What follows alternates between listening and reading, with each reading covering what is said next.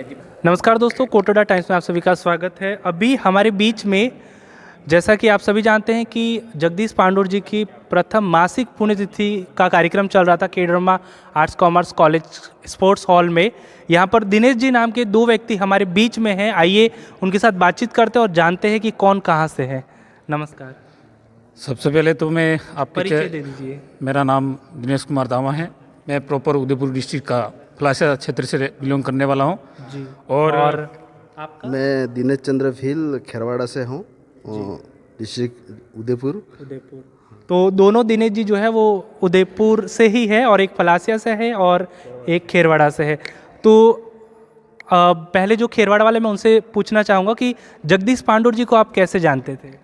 Sir, मैं सबसे पहले जो अपना न्यूज़ चैनल है कोटड़ा टाइम्स। कोटड़ा टाइम्स, धन्यवाद कहना चाहूँगा इस चैनल पे आने के लिए, मेरे को मौका दिया।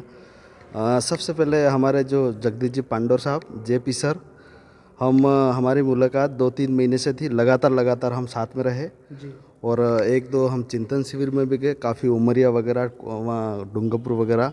और वो व्यक्ति ऐसे एक सरल स्वभाव का थे वो सरल स्वभाव के, और हमेशा एक्टिव रहते थे 24 घंटा।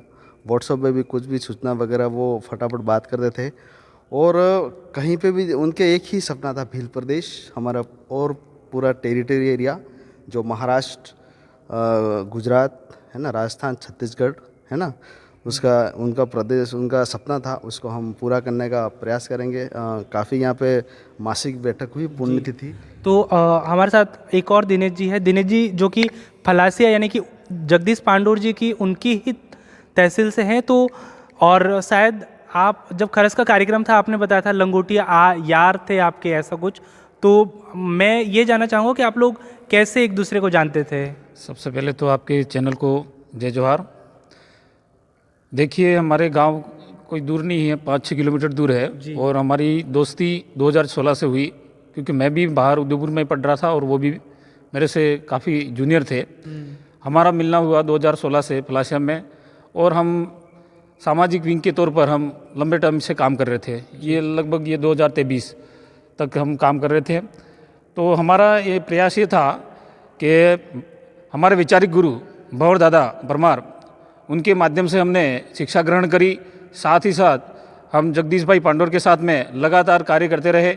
और हमारा ये सपना था कि जिस तरह मानगढ़ में गोविंद गुरु ने जो सपना देखा था भील प्रदेश बने, उसी तरह का सपना हमने भी देखा है, और उस सपने को हम पूरा करके रहेंगे। आज हमारे बीच में जगदीश पांडुर भाई नहीं रहे, लेकिन उनकी विचारधारा और वो हमारे दिलो जान में है, और ये हम लड़ते मरते दम तक भील प्रदेश को बनाएंगे। इसी के साथ में आपके चैनल को जय जोहार, जय प्रकृति, जय कुदरत, जय भील प्रदेश। जी, एक सवाल दोनों से है कि हम लोग परिवार के बीच रहते हैं, हमारे बच्चे भी होते हैं, हमारी पत्नी भी है।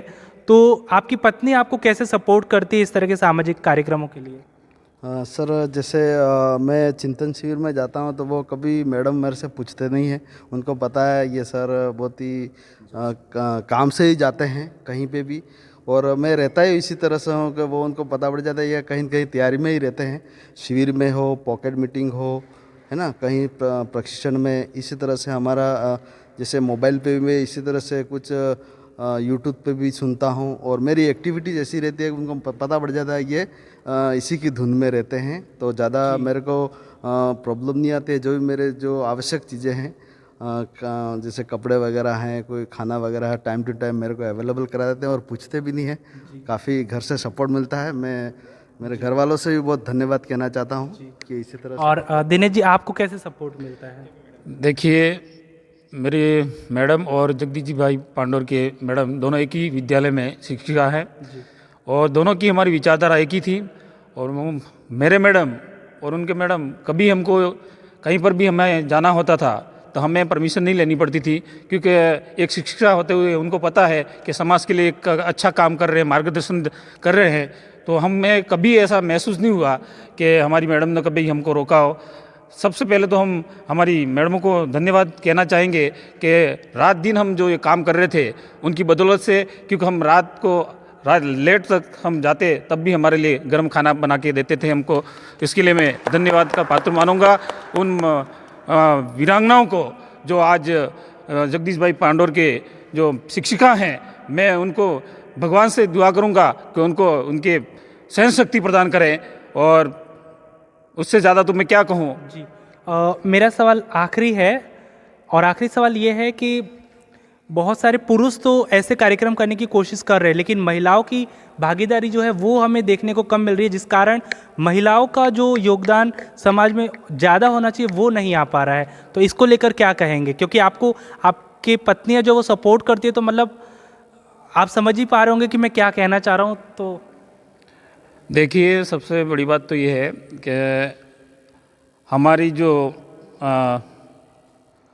पत्नियां हैं, जो माताएं हैं, बहनें हैं, सबसे पहले तो हमें उनको प्रशिक्षण देना होगा और उनको इन शिविर के माध्यम से उनको आगे लाना होगा, क्योंकि मेरे कहने से कुछ नहीं हो सकता है।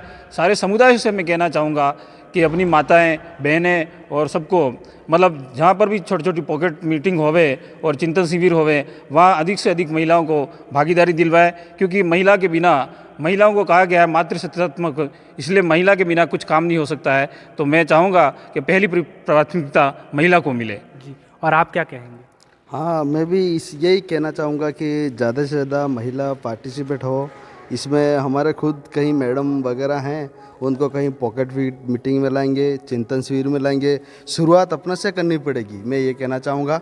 अपन शुरुआत करेंगे तो अपनी नकल दूसरे भी लोग करेंगे। इस तरह से महिलाएं अपने चिंतन शिविर में, पॉकेट मीटिंग में आएंगी तो अपने जो भील प्रदेश का कारवा है बहुत अच्छा बढ़ेगा। ये कहना चाहता हूँ।